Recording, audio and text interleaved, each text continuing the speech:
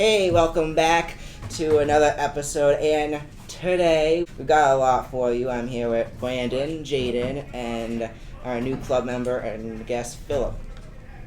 So, let's get started off. So, we're going to recap two games today, Somers versus Yorktown. So, it was a close game. Somers headed into the half, winning 10-0, dominating the first half. But then Yorktown makes a comeback, scoring 2 touchdowns to take the lead, 12-10. And then with like 4 minutes left, as you see up here, Somers scores the winning touchdown to win 16-12. A weird score, but a win. All right, so now we have Mayapack versus Somers at Mayapack. Somers wins 42-20, and we just want to note we did predict the scores in a previous episode, and Benny's prediction was 43-20. He was one off. So close. Next, we're going to be moving on to Somers versus John Jay. This is going to be next week's game. Benny? All right, so let's see if I can nail this prediction again. I think Somers versus John Jay game will be back and forth in the first half. I think Somers leads 14-7 at halftime, but then in the second half, John Jay ties it up, making it 14-14, but then Somers dominates the rest of the game, scoring 21 unanswered to win 35-14. I've got Somers winning 21-14. John Jay is good at sports, but I still think Somers is better at football. And I predicted 20-19. I think it's going to be, once again, a close game, but still Somers taking the win. Alright, so next up we are going to head to some NFL highlights with Lion. Take it away. What's up, guys? Here are the top 10 plays of this week.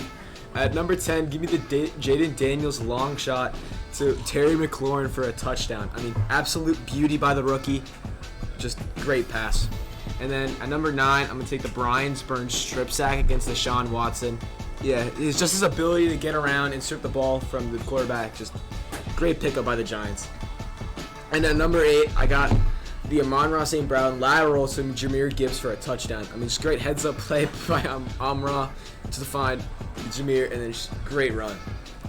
And then at my number 7, I'm going to take the Hail Mary from Caleb Williams that bounces into DJ Moore's hands. I mean, good heads-up play by DJ Moore just to catch it. Even though it wasn't a touchdown, he was still down at the one, so great play.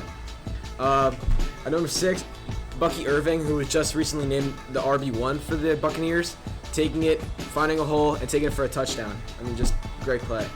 Number 4, I got Amari Cooper's insane catch over Deontay Banks for the touchdown. I mean, as a Giants fan, it hurts to say it, but that was a great catch by the veteran. And I feel like just Deontay Banks in the corner really has to work on it. But at number 3, I got Malik Neighbors over the top catch. I mean, he just basically pulled the ball from the defender's hands. I mean, it couldn't have done it better than that. Number 2, I got Saquon's breakout run for the 4th score of the game. I mean, against that Saints defense is playing pretty good lately. I mean, it's hard. And it kind of hurts as a Giants fan to see Saquon do good in another team, but I mean, good for him. And at number 1, I got Kyron Williams, who just cuts through 2 defenders and then flips over a man for the touchdown. I mean, just great athleticism, great play. And yeah. We are going to predict some NFL games. So I think the Bills are going to win 28-17. Both top 5 quarterbacks. C.J. Stroud having an amazing rookie year. But the Bills, they were 4th in points per game allowed, but they also lost a lot of defensive people, Jordan Poyer, Leonard Floyd, and they lost both their star receivers, Diggs and Gabe Davis. The Texans, they've been really good against the run. They've only allowed 6th in yards throughout the entire season. And they've added Joe Mixon to that, and since all the losses on the Bills' defense, I think it's going to be really difficult for them to struggle. They're going to struggle with it.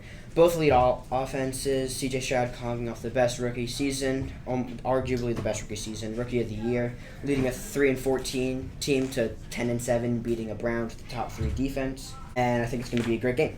I think the Bills are going to win 28-17. I think that the Chiefs are going to win against the Saints 27-14, because it doesn't really seem like the Saints are doing that well right now, and the Chiefs are a pretty powerful team. All right, I'm predicting the Cowboys and Steelers. I do think that the Steelers are going to come out on top on this one, 35-22.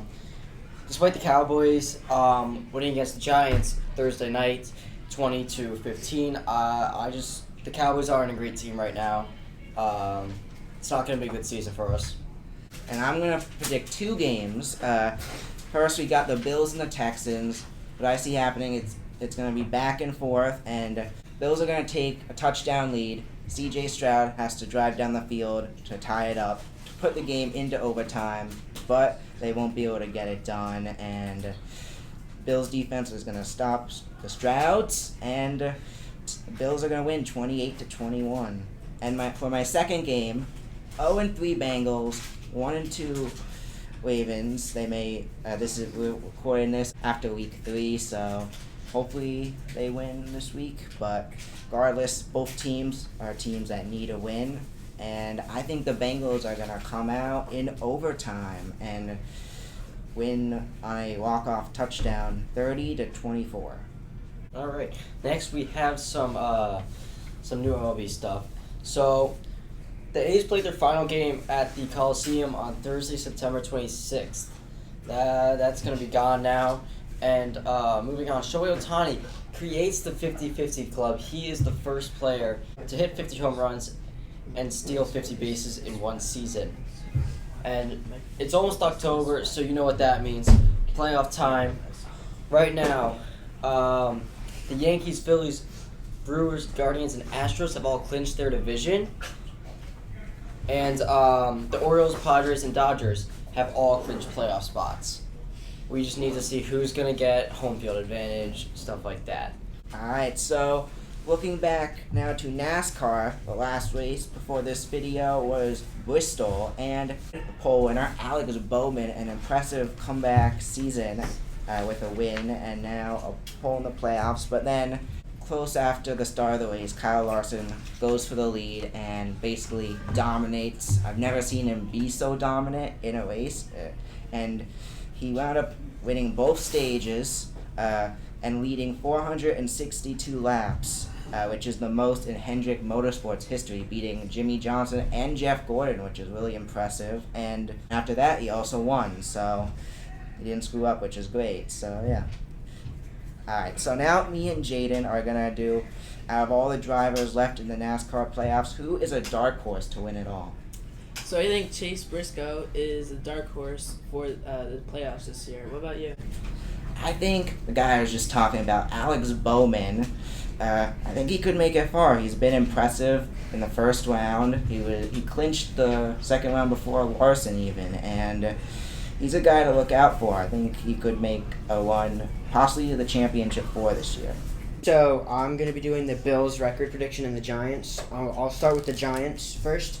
So obviously they're off to a 1-3 start. They lost to the Cowboys. And again, they're going against the Seahawks this week. I do think they're going to win because the Seahawks offense, aside from Kenneth Walker, isn't just very good. DK doesn't really have a quarterback. Against the Bengals, I think they are going to lose because Bengals have been slowly starting up the season. Their defense is doing better with Trey Hendrickson. And then against the Eagles, I don't know if that's home or away. I think that's away. I'm going to give them the L just because it's a Saquon revenge game and Saquon's going against them. Steelers have a top 3 defense with TJ Watt, arguably the best in this position. I think they're going to lose. Against the Commanders, I do think they're going to win. I think they're going to split series it, so I'll give them a win. Against the Panthers in Germany, they just beat the Commanders. So they have that momentum. I think they're going to win that. Then they're on their bye. And then Week 12 against the Bucs, I do think they're going to lose. Baker Mayfield's been playing great lately. And against Mike Evans and Chris Godwin. Against the Cowboys, again, I do think they're going to lose. It's on Thanksgiving. The Cowboys always show on Thanksgiving. Last year, winning against, I think they also beat the Seahawks by a great amount. Against the Saints did great in the beginning of the year. I think they're going to slow down a lot, so I'm going to give them the L on that. Ravens, this is kind of obvious. I don't think they're going to win, so I'm going to give them an L on that. Against the Falcons, I do think they're going to lose if Daniel Jones throws the ball downfield. They have one of the best secondaries in the league. Against the Colts, I think this is an away game. Anthony Richardson going off some great plays. I think they're going to win that.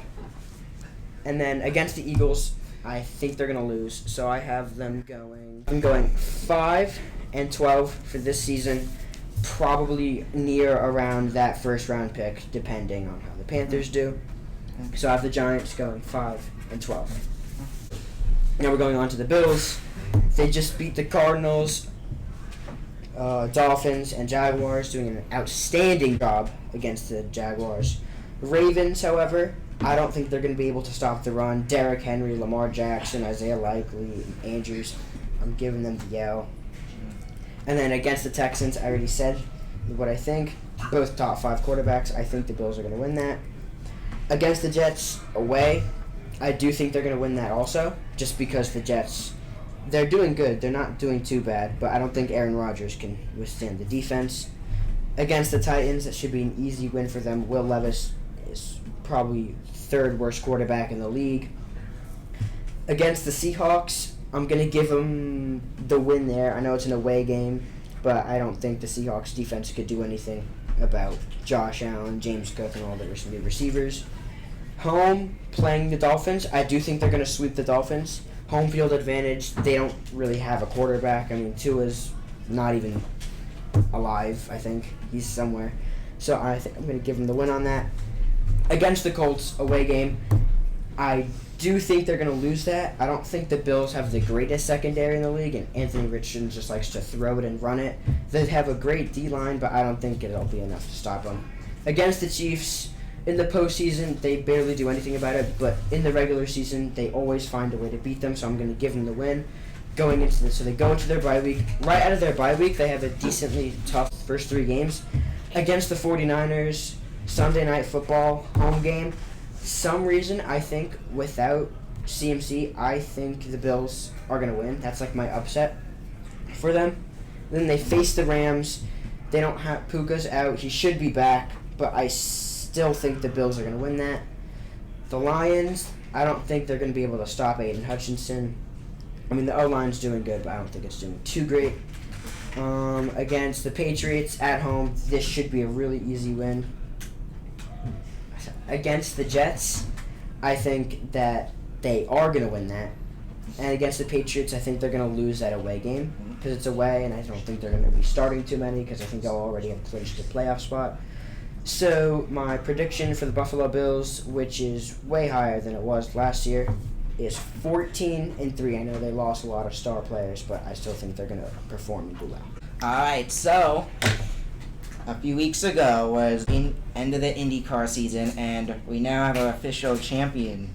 Before I get to the champion, I'll talk about the final race. It was between Palou and Power for the championship, and a few laps into the race, Power spins out, and Palou is able to stay in like top 10 and stuff, and easily clinches the championship. And going on to win that race is Colton Herta, who winds up placing second in the championship after Will Power's accident, and then McLaughlin got third, so Power got pushed back to fourth.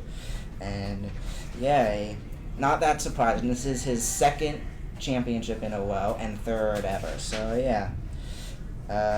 Alright, so because the IndyCar season just ended, me and Jaden are going to predict our 2025 IndyCar Championship predictions. So I think number 12, Will Power, is going to take it 2025. What about you, Benny? Alright, so for my prediction, I don't think Palou's going to three-peat. I think we're going to have a new champion. I think Penske's going to come back. I think a driver who's been getting better and better each year, I think this is going to be his year finally. I think Scott McLaughlin is going to get it done and win the 2025 IndyCar Championship. So if you watched our last episode, we did a fantasy challenge and selected players, a QB, running back, wide receiver, tight end, defense, and kicker to see who gets the most points for that week. And I'm happy to announce the winner was Jaden with 78.96 points. In second was Brandon with 77.62 points. So close. And then coming in third, me with 63.18 points. Not a good week for me. Alright, so next up, let's do the Somer. We're gonna do the top 5 Section 1 New York high school football rankings, and of course at number 1 we've got Somers. They're 3-0 right now. Yeah. Next we've got Yorktown, who are 2-1. Monroe, who's also 3 now. Number 4 is Rye, who's also 3-0.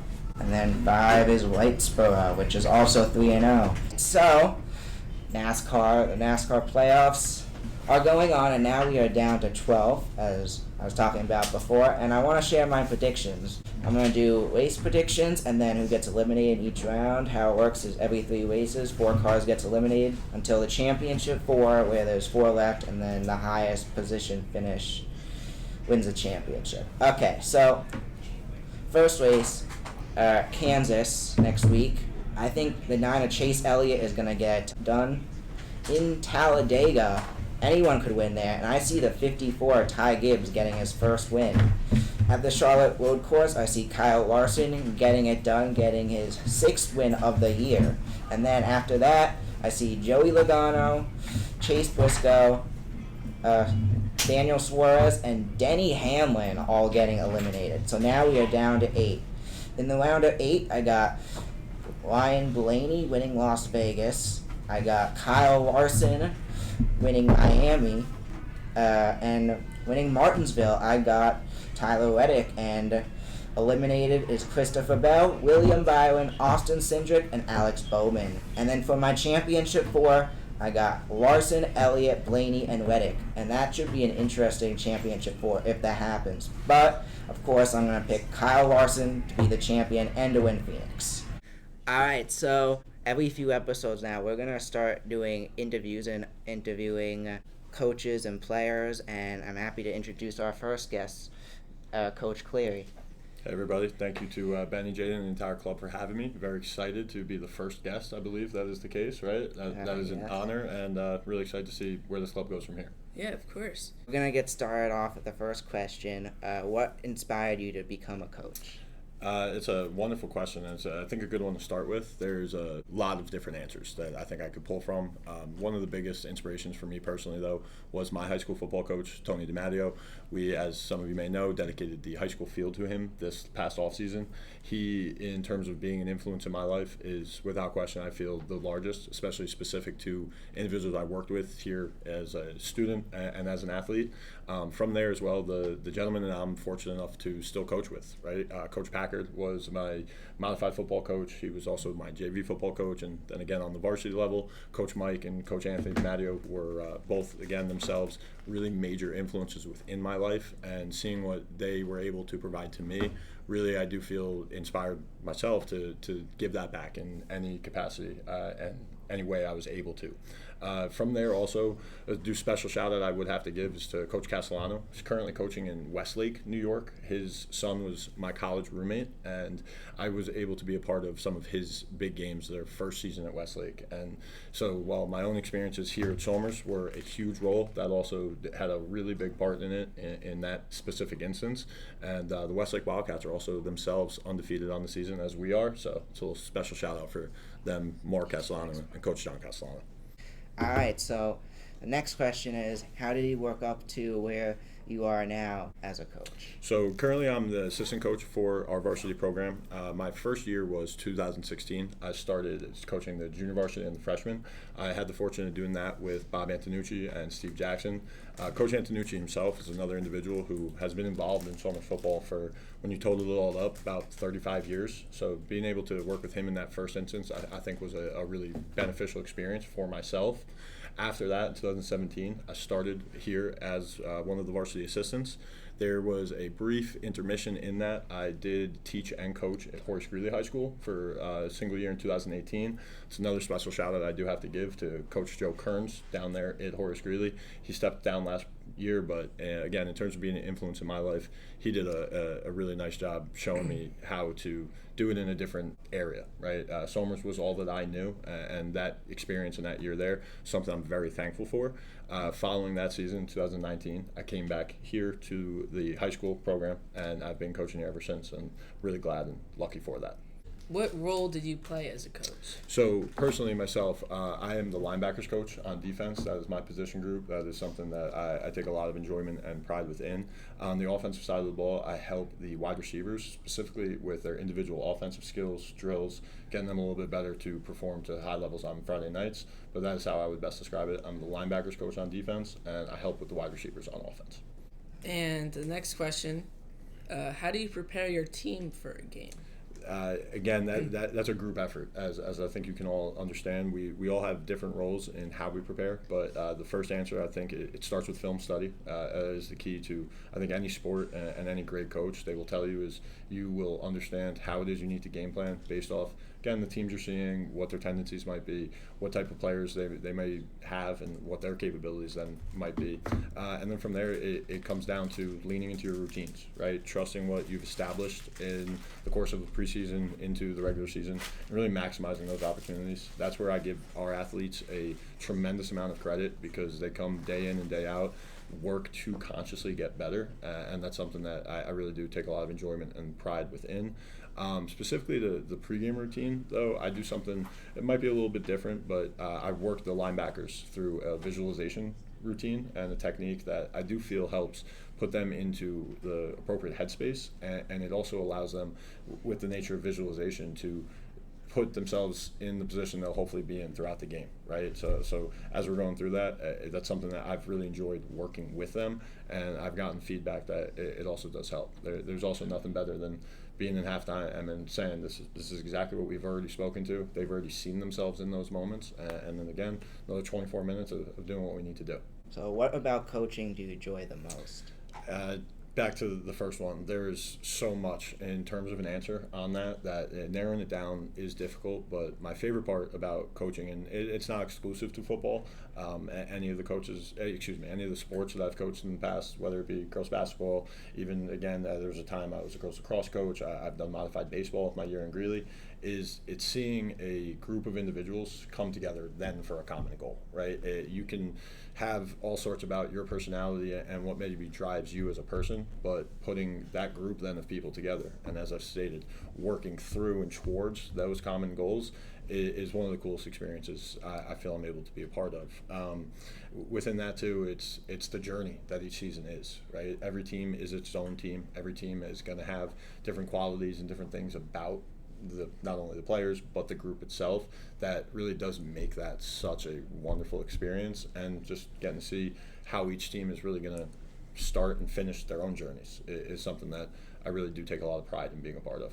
Last thing, what is your most proudest moment as a coach? And I know I've said this now a few times. It's difficult to narrow down without question, but I think I would be a little remiss if I did not speak to the state championships that we've been able and fortunate enough to be a part of through a lot of the hard work and dedication of our student athletes. Even still, I think both of you as sports buffs and fanatics, you'd imagine that the game that we lost was it was a difficult moment, but in terms of those athletes' resilience and the way that they responded throughout that entire game, and then just for me as a coach to be a part of not only as the entire journey leading up to it, as I said, but they went toe-to-toe with a team that was tremendously capable in every facet of the game, as I felt we were, and we didn't get the breaks and the ball bounces that we may have needed to surpass, but there was never a moment where I doubted their competitiveness or their drive to really try. And following that, then the next 2 years with being, again, fortunate enough to win back-to-back state championships, seeing the resilience of the juniors who rose into that senior leadership role and really knew what the expectation was, because again, we were bringing a lot of individuals back. That was something that was humbling in every aspect. Again, as I said, see them set out for a goal and accomplish it, and then again, being fortunate enough to do it the following year was something that I can never speak highly enough about. Also, just back to my first answer a little bit, Coach DiMatteo stepped away in the COVID season of 2020. So for me, it was something that after the fact, I realized that an individual who coached for, I believe, 50 plus years, was part of a countless number of wins. He's currently the number 2 all-time New York State leader in wins as a head coach. So for myself to be a part of what then was his last final high school game. It was also, due to the shortened season, something that we look at as the section championship game. We were able to beat a very talented John Jay team, who, ironically enough, we are also playing this week. Being a part of that and being a part of his last staff is something that I truly am proud of, and it meant a lot to me, really and truly. Wow. All right. Well, thank you for coming today. Absolutely. And, Thank you guys. This was awesome. Thank you. Again, hopefully you'll see me back here again, maybe towards the end of the season. We can recap and see how the journey went. But I appreciate your guys' time, and I want you all to know, really, in terms of what makes me proud is seeing what you guys are doing with this opportunity and seeing what you guys are doing with this club. It's really great stuff, and I think it gives a really nice avenue, not only for the athletes, but for sports fans as yourself. So thank you guys. Seriously. Thank Yeah. you. Absolutely. All right, so one more thing we're going to do before we go today is MLB playoffs just started as of yesterday, and by the time we record our next episode, it would already be halfway through the playoffs, so we're just going to predict our brackets here. So I have Baltimore beating Kansas City 2-1, Detroit beating Houston 2-1. So that brings us to Yankees against Orioles. I have the Yankees winning that 3-2. On the other side, that brings us to Cleveland and Detroit. I have Cleveland winning 3-1. Then we have Yankees, Cleveland 4-2. So that means the New York Yankees will be in the World Series. On the other side, we have San Diego and Atlanta. I have San Diego beating Atlanta 2-0. Then I have Milwaukee beating the Mets 2-1. Brings us to Dodgers and San Diego. I have the Dodgers winning that 3-1. Then we have Philadelphia and Milwaukee. I have Philadelphia winning that 3-0. So then we have Dodgers and Philadelphia, which will be a really good series. But I have Philadelphia coming on top 4-3, bringing them to the World Series with the Yankees. And after a big push from the Yankees, I still think Philadelphia is going to come out on top, sadly, 4-3. I have the Astros and the Tigers. I have the Astros winning that in 3 games, 2-1. The Orioles and the Royals. I have the Orioles winning that series 2-1. The Padres and the Braves. I see the Padres winning that series 2-1. And the Mets and the Brewers. I think the Mets are gonna sweep them to win in 2 games. So for the next round, I have the Guardians taking on the Astros, and I think Guardians will be up 2-0 in the series, but then the Astros are going to win 3 games to win the series 3-2. The Yankees and the Orioles will be back and forth. Yankees take the first one, Orioles take 2. Yankees get the 4th, and then in Game 5, I think the Orioles are going to beat the Yankees. Padres and Dodgers, I think the Padres are going to beat the Dodgers in 4 games. And I have an upset with the Mets beating the Phillies in 4 games. Now, I have the Astros playing the Orioles to get into the World Series, and I think the Orioles are going to beat the Astros in 7 games. I have the Padres and the Mets, and I think the Padres. The Mets, they went on a great run, but it's going to end here as the Padres win the series in 5 games. And then for the World Series, I got the Orioles and the Padres, with the Padres winning it in 6. Alright, so we want to thank you so much for watching, and we'll see you next time. See ya. See ya.